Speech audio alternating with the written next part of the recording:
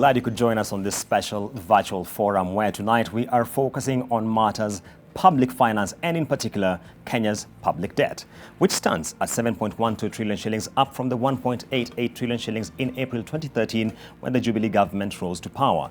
This surge in public debt has elicited growing concern, with both International Monetary Fund and the World Bank flagging Kenya as an economy at high risk of debt distress.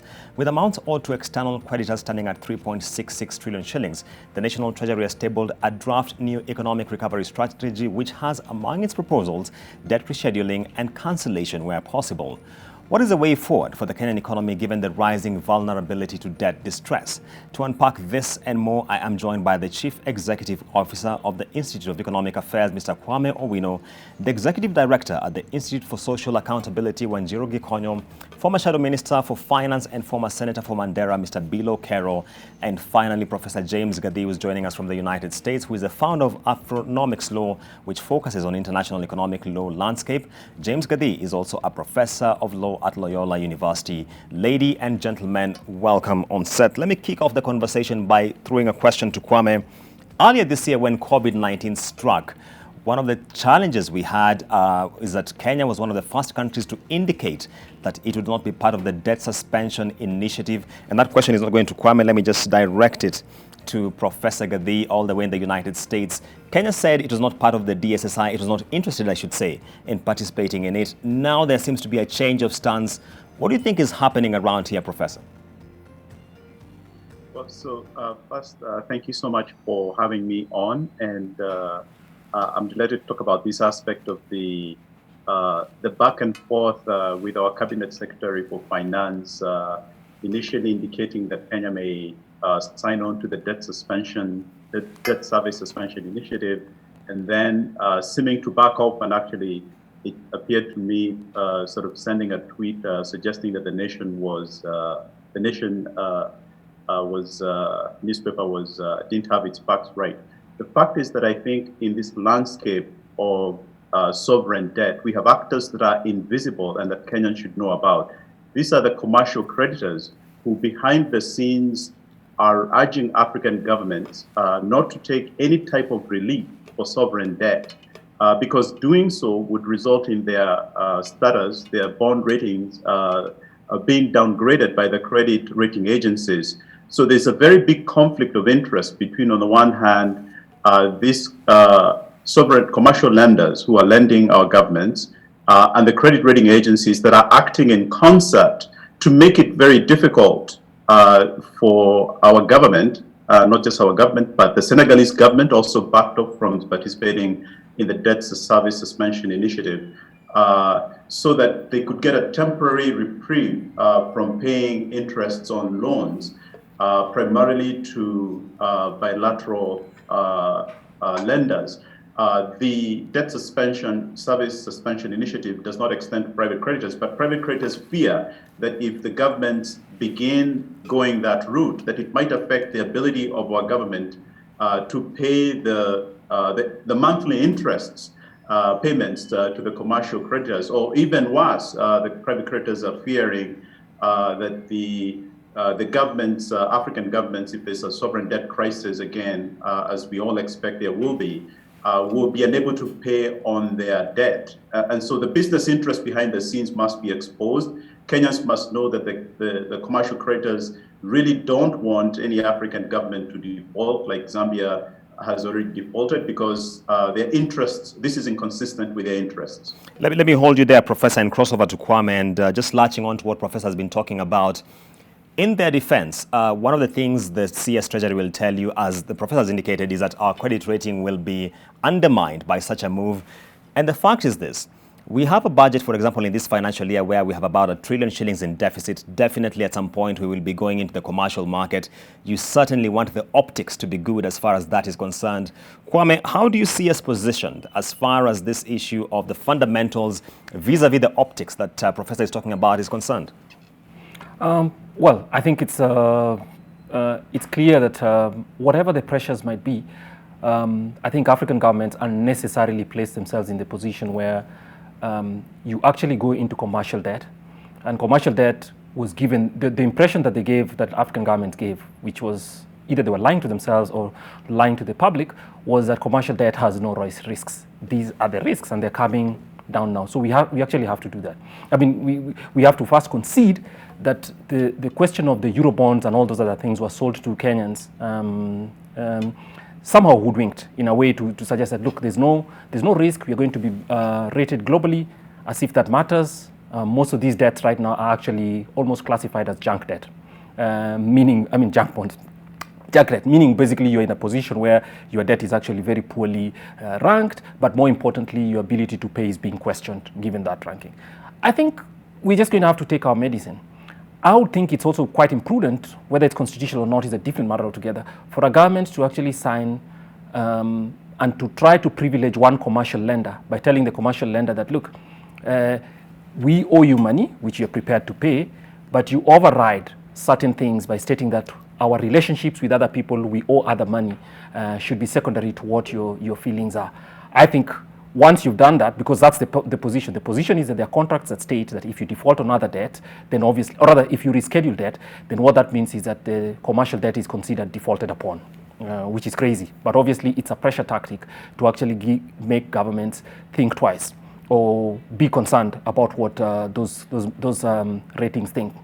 I think Professor Gadi has also mentioned the very significant tension that exists, if I may say, an incestuous relationship between the ratings agencies on the one side and the commercial lenders. Because the ratings agencies try to signal so that you can sell your debt, and at the same time they're now they're applying pressure based on their connections to the commercial lenders to ensure that you adhere to some circumstances that are completely difficult.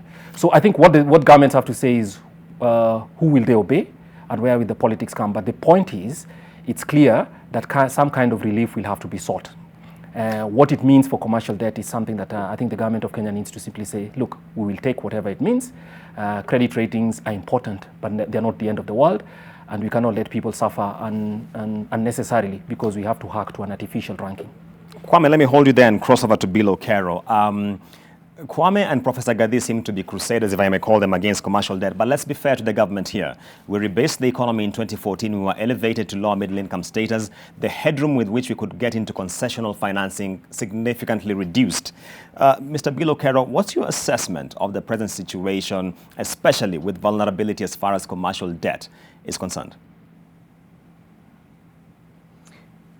Thank you. I think I agree with both gentlemen with regards to the commercial debt. If you look at just a backdrop, I'm sure there's a bit of a network problem, but I think if you look at the situation now, 2013, when this government came in, over 92% of our debt was concessional. Today, it's only 65%, with about 35% has gone to commercial. I think the issue for me is larger than that. I think it's not about whether to go for commercial or concession. It's about debt in general, where we are today. Why do we need to take more debt? I think that is a question that I want us to discuss more, because then we can come down to the issue of whether it should be, because of our current status, we should go for commercial or we should not. Because I think, in my view, the challenge we have today is misplaced priorities in government and irrational, public expenditure, which has created all this huge fiscal deficit. That is the cause for the excessive borrowing. What I call, we are financing egos. We are not financing development, really. And I think all these things about legacy, it's not about, I used to read about 2 countries in Western Africa. One country where one president invested hundreds of millions to build the largest church you can imagine, and then another one invested hundreds of millions to build the largest mosque. Legacy. I think really my concern is that the economy has tanked, not even because of Corona, but because of the way we have been managing our economy. And worse still is we are in a debt trap. We cannot really go around that issue. We are in a situation where we have been borrowing to finance or to clear other maturing debts. That is the fact. That is what we need to look at. We are in a debt trap. Should we continue borrowing? And where is the money going? From 1.5 trillion in 2013 to 8. By the way, if you add I heard you mention 7 trillion. But if you add the commitments already made, which have not been disbursed, you're talking of 8 trillion. We know we'll be by June, by 2022, we'll have gone beyond the 9 trillion.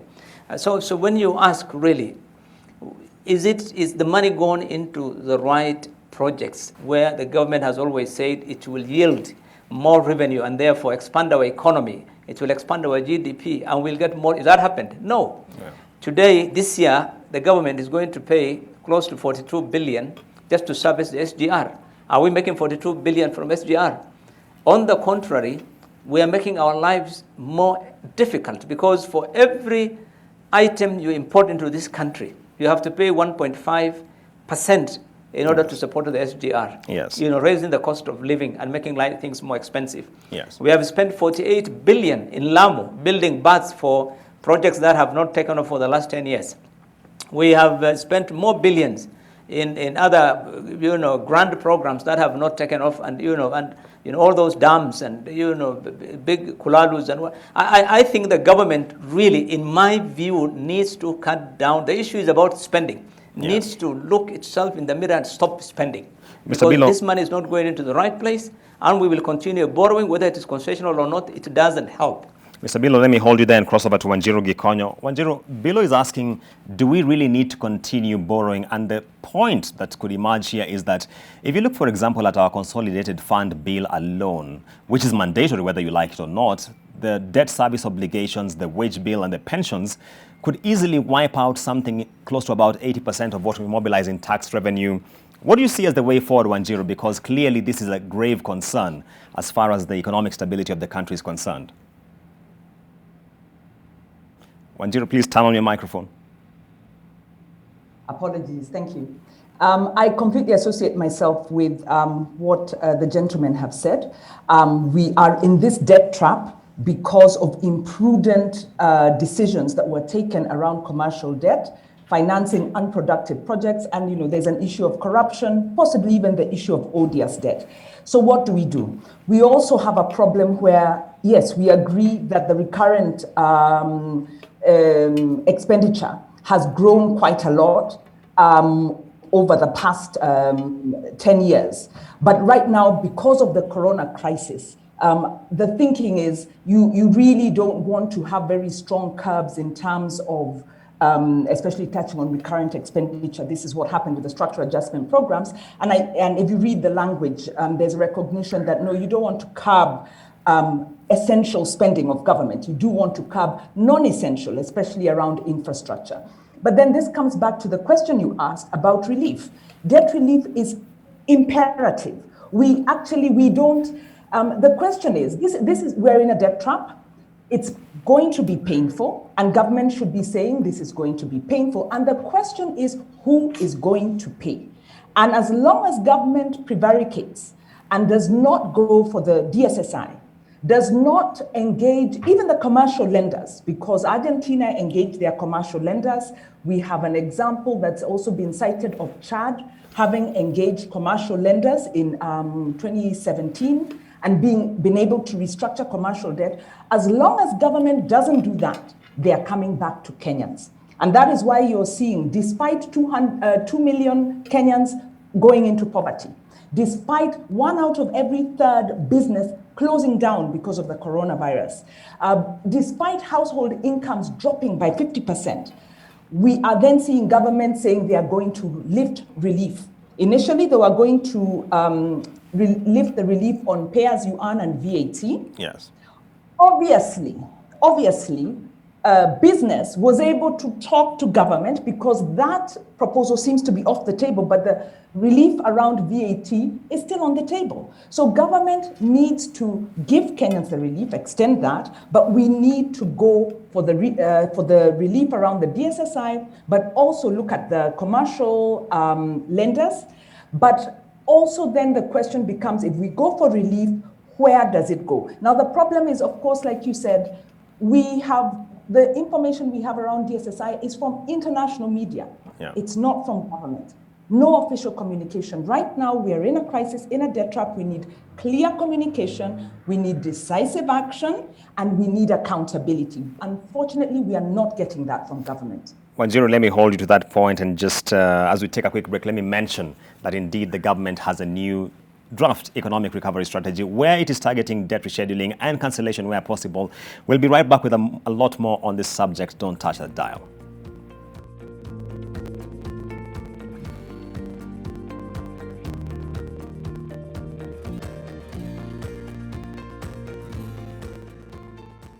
And welcome back to this live virtual special edition where we are focusing on the state of the public debt in the country. And before the break, when Wanjiru Gikonya was talking about the need for more transparency, more accountability, let me just quickly go to Professor Gathii.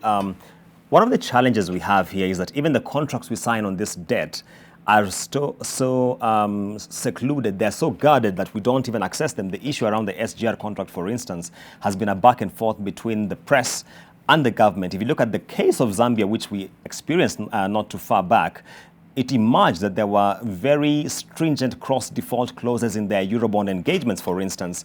How do you think we should go forward with this matter of disclosure and public knowledge on what exactly the taxpayer is being signed on to? That's a really important question. We know that the government does not want us to see the contracts. We know the lenders don't want us to see these Eurobond contracts or any other lending contracts. But we know for a fact a couple of things. One, under international law, governments can never declare bankruptcy like corporations, like individuals. That means that the only means by which we can get relief, especially from commercial creditors, is if they voluntarily agree to restructure the debt. But the contracts are written so stringently that they don't permit any opportunity for default. It's a long story about how this all came into being. Any simple default, including, for example, participating in the DSSI, as we were saying before the break, might constitute an occasion for default and therefore for enforcement of the debt in courts in Europe and in the United States. They could decide, if Kenya Airways flies into, New York, they could capture our airplane to satisfy the debt, these commercial creditors. They are really very strategic in the way that they do this. Therefore, I'm not surprised the government has decided not to disclose these contracts. I think what Kenyans can do is to learn from Mozambique. In Mozambique, a small group of civil society leaders got together and sued the government of Mozambique in Mozambican courts for the government's failure to follow parliamentary processes for disclosure when loans were procured.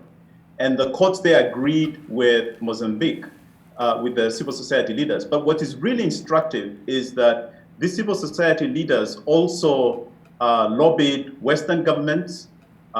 They shamed these multinational corporations because they hadn't followed the proper processes for getting those loan contracts. And a good case of that would be, I guess, the SGR contract. And the third and final thing I want to say that would be very helpful is to get an audit of these loans, which the Mozambicans managed to have done and which the IMF followed through on.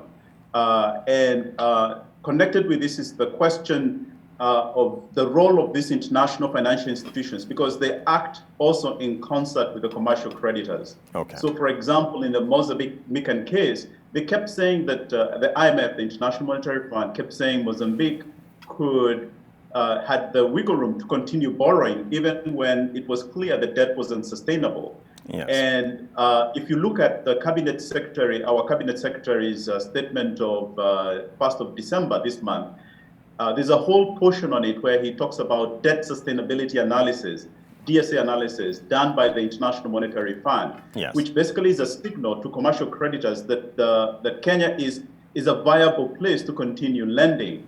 And what I would encourage Kenyans to do is to also question the role of the International Monetary Fund, particularly in the way that it calculates what they call the debt sustainability analysis. Yes. Because that basically gives the Kenyan government the license to continue borrowing, or the sort of the argument that they haven't borrowed too much. Well, we know, based especially on this the African censored documentary that has just come out, that this is really hitting Kenyans, ordinary Kenyans, in ways that are really invisible. But unless we sort of disclose the connections between sort of these international actors and our government. So it's an alliance of our government, this international monetary fund people, the commercial creators. We must expose all those connections, because unless we see the entire picture, those invisible actors will continue to enforce their rights based on those contracts in foreign courts to our detriment. So my point is that we have to see the entire picture, both domestic and international. Let me hold you there and cross over to Kwame. Kwame, one of the issues which has emerged in the recent past, a bill has been tabled in Parliament, and that is the Public Debt Management Authority Bill. And one of the provisions prescribed there is that at least we should have publication of the external debt register to give us the full detail of whom we are borrowing from, at what terms and for what duration. Kwame, do you see this as a step in the right direction? Well, it's a good thing that there's a public debt management bill. I think that's a good thing. But the requirement for the disclosure is superfluous, because the Constitution already requires that. And what should happen is that it's upon Parliament to actually ask for the degree of disclosures that it will insist upon before it can discuss that and actually clear. Because every year there's supposed to be a report on public debt and who is owed and what the quantum is. So, and faithfully, of course, the Cabinet Secretary for the Treasury presents that. Unfortunately, Parliament never asks for sufficient detail or never insists on more disclosures than what is available. So if you're going to provide that in a law, that's good, but it's superfluous, because I don't think it adds anything that you do not have in the constitutional requirements anyway. So that's part of it. And I think this also reflects the fact that if you ask me, we wouldn't need a debt management bill, because actually the Constitution and the PFM have significant prescriptions about what the budget process is and how you pay for budgets. So, I mean, how we make payments for all the other the consolidated fund services where debt falls. So creating another bill, I think, is just to create a new process, creating new institutions, and I think we'll have this woolly mess of institutions all doing all manner of things. So the missing point, in my view, is that Parliament has failed to hold the Cabinet Secretary and the Executive completely responsible and completely accountable in terms of debt, the quantum, and how much is being paid. So having another bill, in my view, doesn't add anything that is not already available if you think about what Parliament has and the powers that it has to actually call on disclosures. Wanjiru, to come to you and your thoughts on this issue of the Public Debt Management Authority Bill of 2020, which has been tabled at the floor of the House. What do you think about this? Do you see it as a step in the right direction, or we are just pretending to be making some steps here and yet we are not committed to the cause?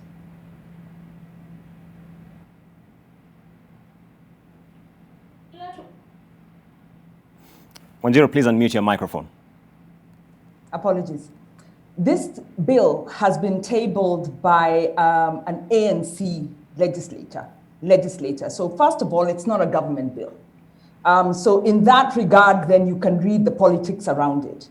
The idea of strengthening the PDMO, the Public Debt Management Office, was one of the key discussions around the policy which was enacted in June. So June 2020, government enacts the policy, gives a very weak statement in terms of strengthening the Public Debt Management Office, and then we see a bill coming from a party an opposition party. So the body language is written. We do have a problem with the lack of with lack of accountability or independence of the Public Debt Office, and this emanates from the drafting of the Public Finance Management Law. There was a big debate.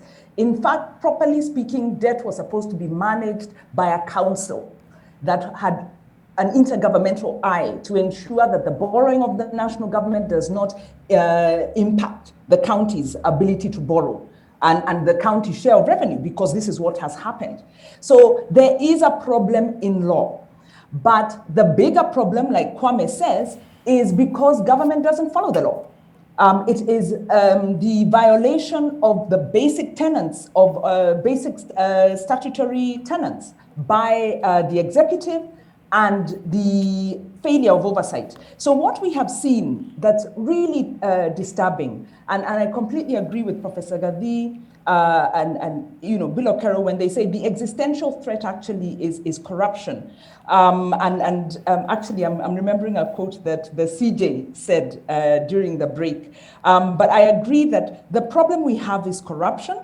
And when you look at Parliament's role, we have had a court ruling come out this, I think it was end of last week, on the CDF.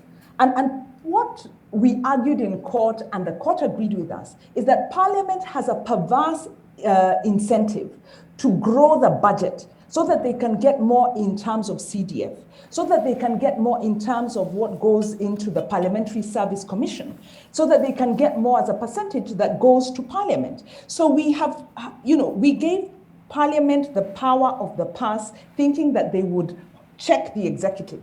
Instead, they have become a liability that has allowed government to then procure debt that has really run our economy to the ground. So that, yes, we do need to change the law, but the bigger problem we have is that we have a captured Parliament. Yeah. And then the last point, just to something you mentioned about the ERS, the Economic Recovery Strategy. Yes, it talks about relief, it talks about restructuring, but it has no details.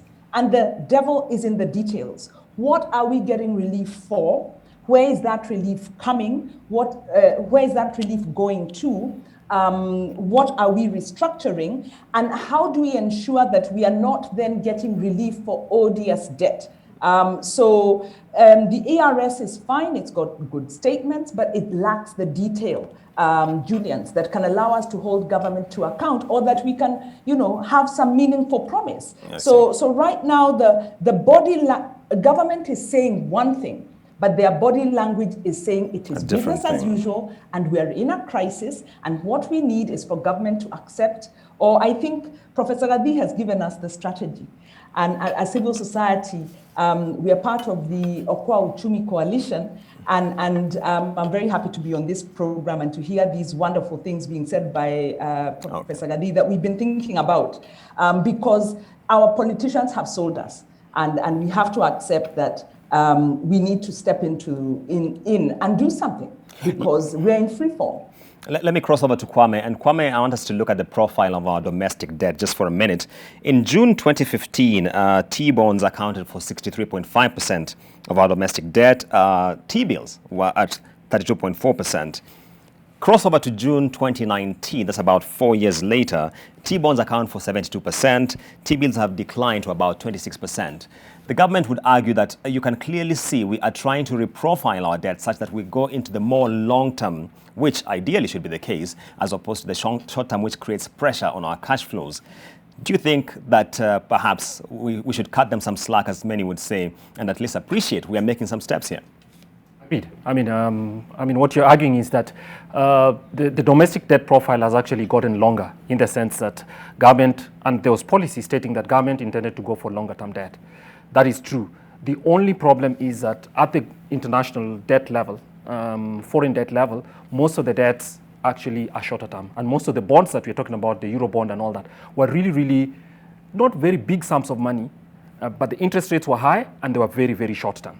So in addition, of course, to the exchange rate risk. So as the exchange rate continues to depreciate, and we expect it to depreciate for a little longer, the quantum of debt in terms of Kenya shillings will continue to look bigger by virtue of the fact that the Kenya shilling has depreciated. So it's agreed. I think at the domestic level, the government has done the right thing.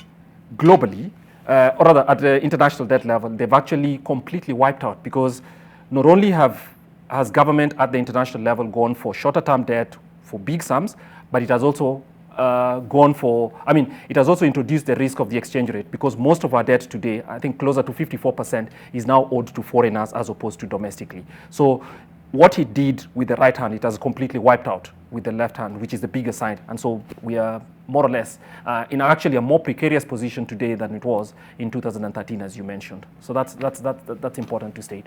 So we've not been consistent in ensuring that debt tenure is longer. The debt tenure has actually shortened quite a bit, and that's part of the reason we have the problem. What that suggests is the solution must also be about obviously rescheduling and stretching the tenure of debt, both domestically but especially externally. So crossing over to Professor Gadi, Kwame raises the issue of external debt and a number of factors around there.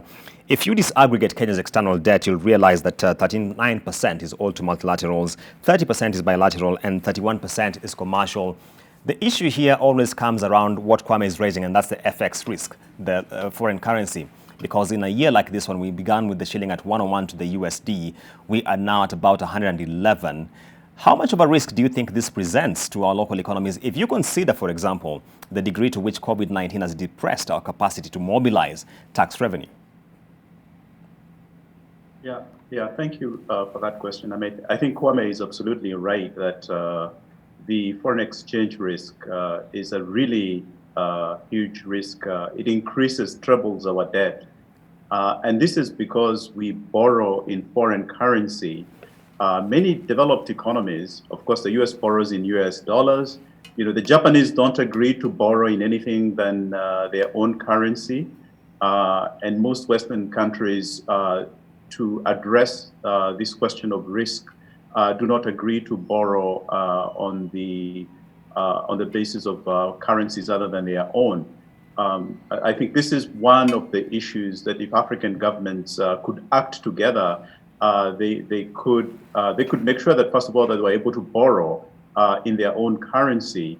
But many of the 50 odd African countries, want to act alone and face the very huge influence of these private creditors who have enormous power over African governments. The related question to the foreign exchange risk is that we spend a lot of the very hard-earned foreign exchange from our minimal exports to pay off that debt, and then we have to supplement that with the taxes that the government is imposing on Kenyans, and this happens in every African country. I think one way that this problem could be addressed is to really consider going beyond the debt service suspension initiative and other short-term restructuring mechanisms. I completely agree with Wanjiru earlier on when she talked about looking at odious debt. There's some debts that we should not be responsible for, and there are very good reasons for that. And those debts should just be written off so that not only allow for the recovery as a result of the COVID-19 pandemic, but also because a lot of the debt that has been procured in very shadowy circumstances, as we saw in the case of Mozambique, is debt that we shouldn't be paying for. And so, Wanjiru, I'm very happy to work with you, and especially with the group that we are putting together called the Africa Sovereign Debt Justice Network, which is kicking off in January.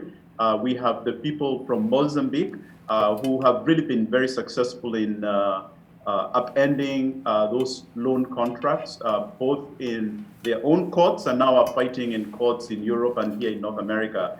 I'm very happy to work on that with you, because I think this is a global problem. And yes. The final thing I just wanted to say is that, unfortunately, the other unfortunate aspect of this is that our finance ministers in all African countries, not just here,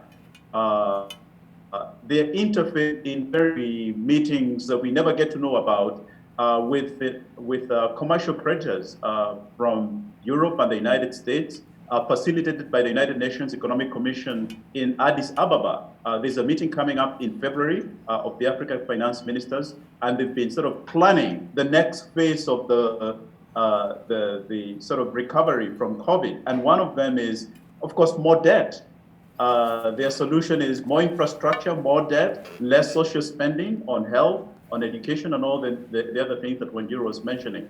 So again, those connections between the domestic and the international and the behind-the-scenes relationships that our finance ministers have, yes. which are not public, which are really critical to what we are seeing in the lives of ordinary Kenyans, must be exposed, and Kenyans must know about it. And the Kenyans have to take up the sort of fight and not leave it to Parliament. Thanks, Professor. Let me cross over to Bill Okero. Bill, there's a lot of sentiment here indicating that the burden largely sits with the National Assembly, which of course passes the expenditure which is proposed by the National Treasury. But Parliament will tell you on the other hand, for example, if you remember the incident we had last year, we passed a budget which had a very significant deficit, only to realize that we had actually already hit our debt ceiling of 50% of GDP. Then Parliament had to go back to revise this. Do you feel that Parliament sometimes is not given the due regard that it actually merits as far as trying to check expenditure is concerned? Mboko, I think you directed the question to me, right? Yes, I did. Bilo. Yeah, I have a bit of network problem, but I just got the last bit, whether Parliament can live up to its obligation. I didn't get most of what you had asked, but generally, I think I had your earlier questions regarding, a bill before Parliament and so on. I think the important thing to note is that in 2010, this constitution that we have was framed in such a way that government must seek prior approval before it procures any loans. That has been there very clearly, and it's in our constitution, because we put in that in 2010 because of concerns regarding transparency of our debts, some of the debts that we have taken in the past, or what they have been used for, and so forth. Now, the challenge we have is compliance. And the reason why we have compliance, I think it's well known that today Parliament, it's really become an appendage of this constitution, of the executive, and so nobody looks seriously at the issue of debt or even accountability in terms of actually the holding government to account.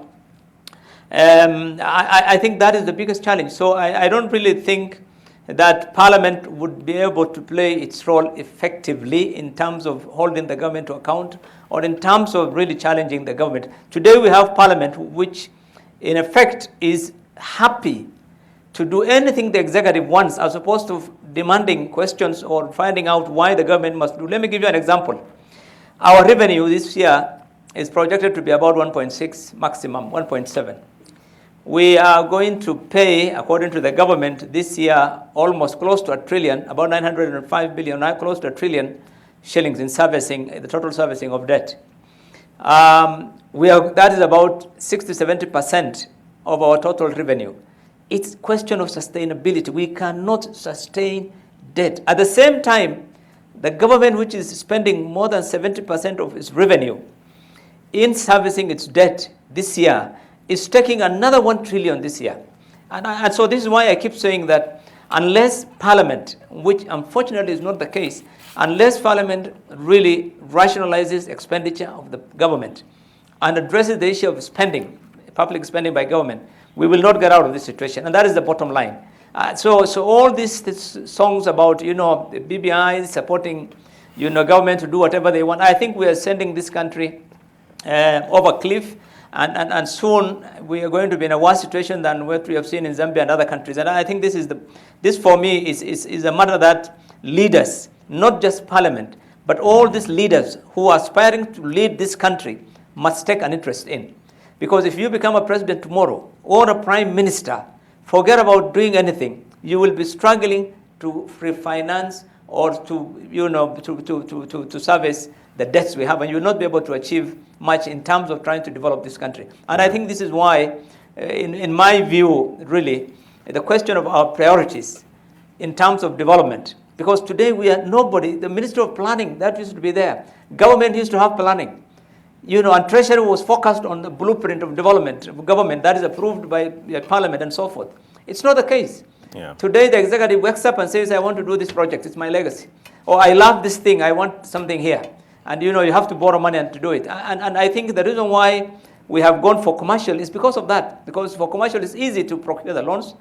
In addition to the other, challenges of accountability and so forth. But I think, in my view, it's not just about Parliament, but it's time Kenyans really held the entire leadership of this country to account. Anybody who's aspiring to leadership, that the path we are taking is the wrong one, and that we should not allow this country to go the way it is going, because we are going to pay a price tomorrow. Right, and that point by Bill Okero takes us to a short break. We'll be back with the tail end of this conversation. Stay tuned to NTV.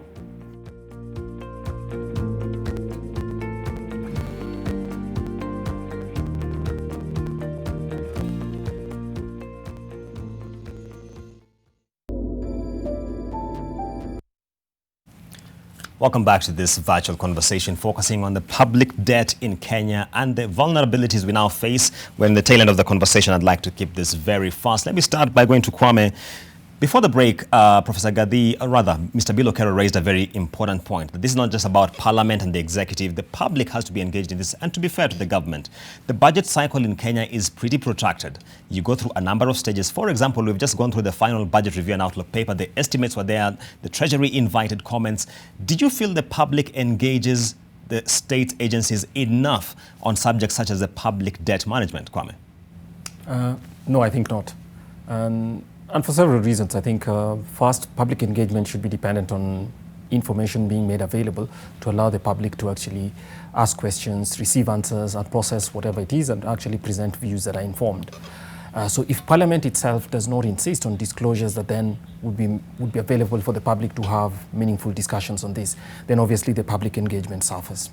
I think as well that most of the public engagement around the budget, which is fairly open, tends to be on what is being spent. So are we spending on new social expenditure? Are we hiring more nurses? Which are all important questions. But how the entire budget is paid for and how much money actually government raises to be able to pay for it is one of the issues that I think has failed or has not been sufficiently ventilated, or we've never had sufficient public discourse. It's getting on now. But I think the main lesson is actually for the public to understand that together with what we'd like for government to buy is how that money is raised. And often what tends to happen is some people think that provided you buy the right things without thinking about what the affordability is or what the cost that this has, then that's okay. So part of it has always been just pushing government to spend more and more, hire many more people, with the belief that the only places where money is being wasted is on the counties. The national government is okay, when almost 80% of all expenditure takes place at the national government level, is one of the issues that has not. So the entire public cycle, all the way from budget preparation to audits, I think is something for which there's still a lot of space for the public to be engaged. But Kwame, just to stay with you before I cross over to Wanjiru Gikonyo, one of the things that has been done in the recent past, and just to go back to the issue raising about expenditure on one hand and revenue raising on the other hand, is to ensure that ever since the last financial year, now we have the budget being tabled as well as the finance bill being tabled almost simultaneously, so that as you look at the expenditure side of the budget, you are commensurately looking at the revenue side of the budget. Don't you think, to be fair to them, they're making some steps here?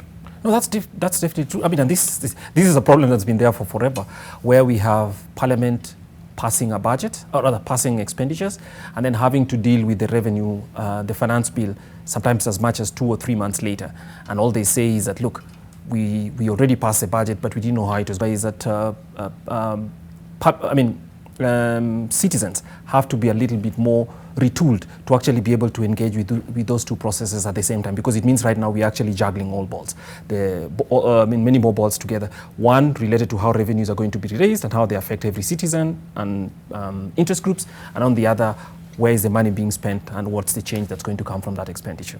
Yeah. Let me cross over to Bill Okero, just to skip Wanjiru for a moment. And Mr. Bill, one of the things you asked is that should we continue borrowing? And of course, Treasury will tell you, but now we are replacing commercial debt with more concessional borrowing. For example, if you look at this current year, the terms we're getting from the World Bank, IMF, interest rates of about 1.5%. Do you think this argument flies for you, that we are now tapping into more concessional financing? I think going for concessional loans would mean restructuring, and restructuring means there'll be more painful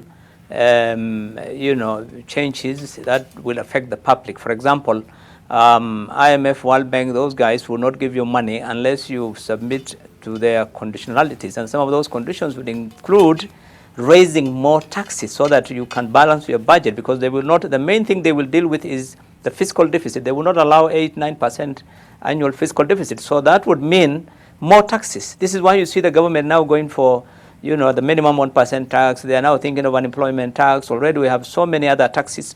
Then the next would be a wage freeze and employment freeze. You will hear about removal of subsidies. And I mean, it's going to be much more painful. It's not quite easy to simply move those loans from the commercial. Number two, I think the government may say so, but the proof of the pudding will be in the eating. They have said that many times before.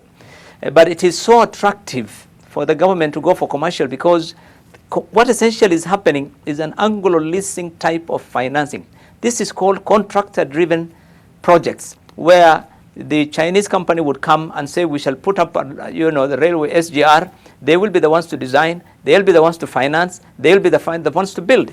This is something we outlawed after the Anglo leasing contracts. Unfortunately, for the last 7 years, all these commercial loans you hear mainly, are those kind of contracts. And I think it's so tempting and it's so easy for the government to get from this Chinese Exim Bank and other commercial institutions that I don't think they would entirely leave them. But if they have to leave, I think those are the challenges. The public are the ones who are going to suffer. The economy will even suffer more because of the challenges that I know would come in. And the only solution would be then, at the same time, the government rationalizing its expenditure. Then it would make sense if we go down, with some of those challenges that IMF, those concessional loans will come up with.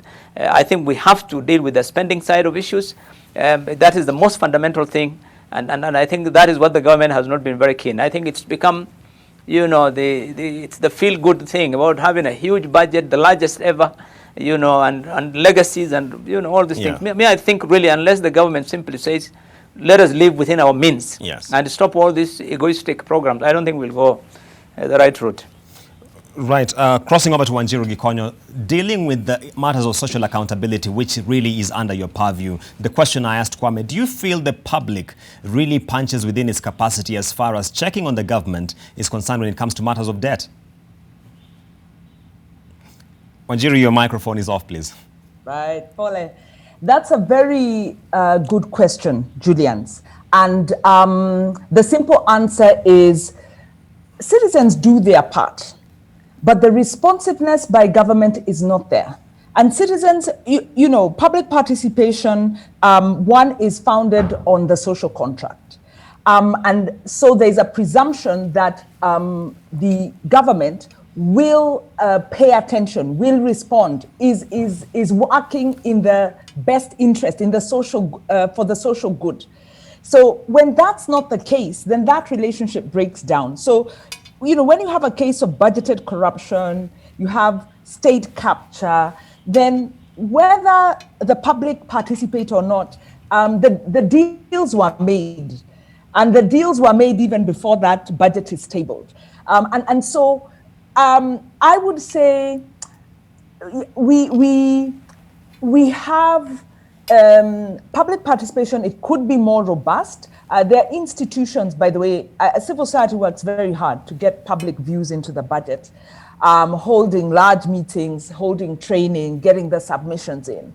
But the deals are made.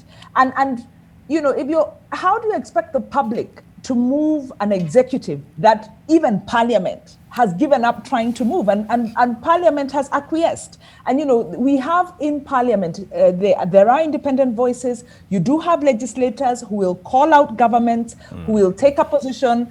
But the reality that we have to confront is that we are in a debt trap. We're in a debt trap at a point where we do not have an independent Parliament, where we do have public participation in the Constitution, but this is not being actualized. And we then now need to say as citizens, because these actors have really let us down, how do we get together and do what happened in Mozambique? How do we get together and exercise the powers in the Constitution so that we can kind of lend some common sense and save the situation? Because Parliament has lost its compass. Because if you look at the Treasury has some very good proposals in the ERS. Yes. But it doesn't add up.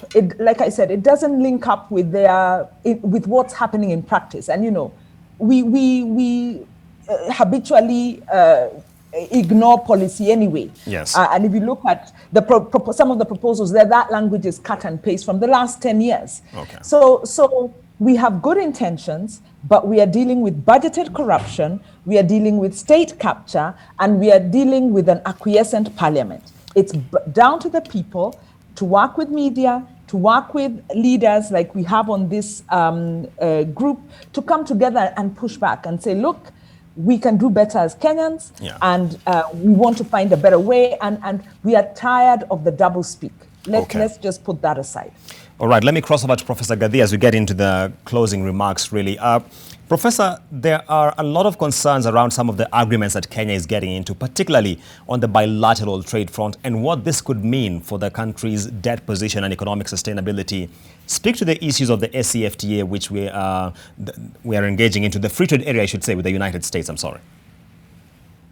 Yeah, thank you. That's a really important question. So first, I agree with all the panelists that the citizens must make sure that we hold all the institutions accountable.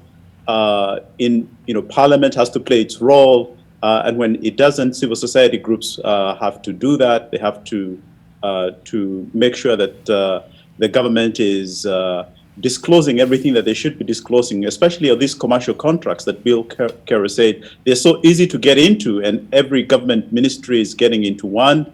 Not much information is available. And in the meantime, what is happening is that Kenya is negotiating the US-Kenya free trade agreement. And typically in those agreements, there are clauses that give these commercial parties that are lending money to Kenya, coming to build all sorts of things, the right to go to arbitration, to bring cases against Kenya, not in Kenyan courts, but in what is known as investor-state dispute settlement. And this is such a powerful right that commercial creditors have to sue the government. The government cannot sue a commercial creditor or a contractor in those proceedings. The government is always the defendant. It is a very uneven system. The US government does not agree to have clauses like that that allow people to sue US companies, but it does it for countries like Kenya.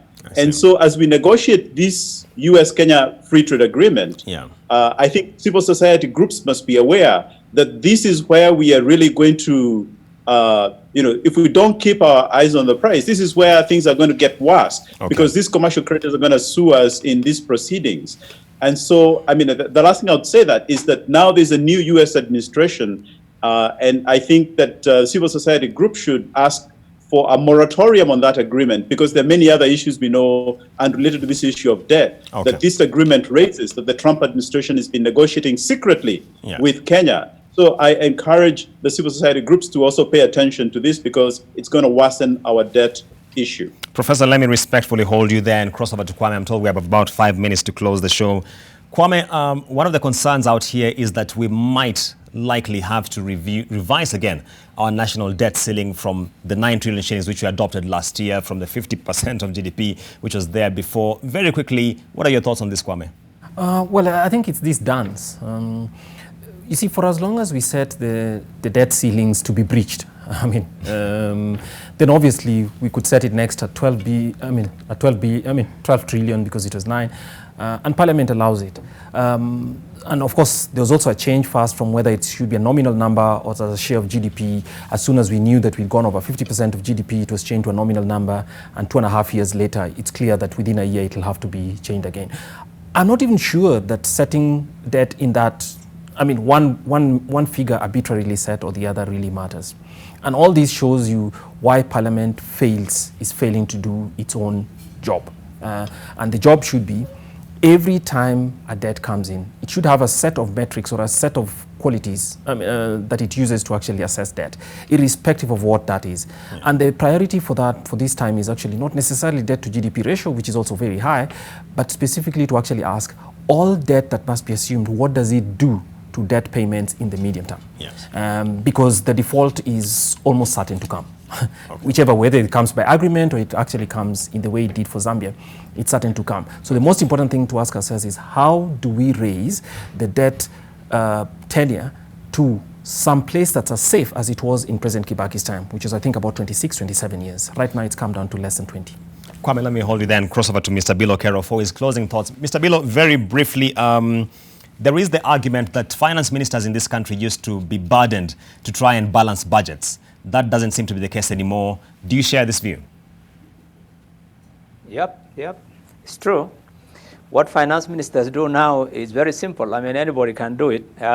If you need 3 trillion shillings for the budget and you have 1.5, you subtract and you borrow the rest, the balance, 1.5 trillion. I think that's what's happening. That's why, for me, really, it's the GDP ratio is irrelevant. What we should be looking at in terms of sustainability, we should be looking at the liquidity ratio, which is how much is the revenue we are collecting and how much is the debt service that we are going to pay this year.